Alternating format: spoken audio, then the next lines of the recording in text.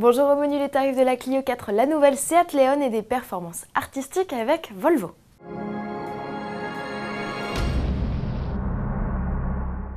Coup de balai chez Seat, la firme espagnole remplace sa vieillissante Leon. Cette troisième génération n'a de commun avec son aîné que son nom.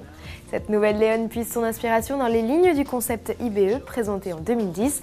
L'affiliation avec les autres modèles de la gamme et en particulier sa petite sœur l'Ibiza est indéniable.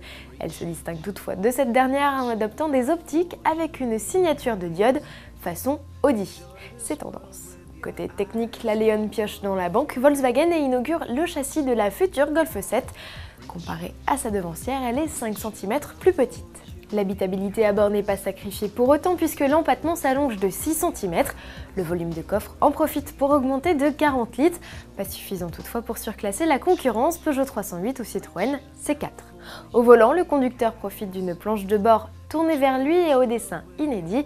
Un écran tactile gérant le système d'infodivertissement fait son entrée sur le sommet de la planche de bord. Au lancement, 2 diesels de 105 et 150 chevaux sont proposés. La gamme sera étoffée en 2013 par 4 essences de 86 à 180 chevaux et 2 autres diesels de 90 et 184 chevaux. Commercialisation en fin d'année. 13 700 €, c'est le montant minimum à débourser pour acquérir la Clio 4. Renault ouvre ce 16 juillet le carnet de commande de sa nouvelle compacte. Un tarif associé au 1 litre de essence de 75 chevaux et à la finition authentique. Cette dernière est privée de radio et de climatisation, mais est pourvue d'un régulateur de vitesse et de feu à LED.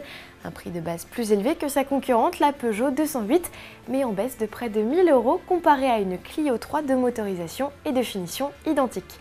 Le 3 cylindres essence de 90 chevaux n'est proposé qu'à partir du niveau supérieur Expression doté de la clim et de l'écran central de 7 pouces. C'est également le cas du 1,5 litre DCI de 90 chevaux, comptés respectivement à partir de 16 900 et 18 800 €.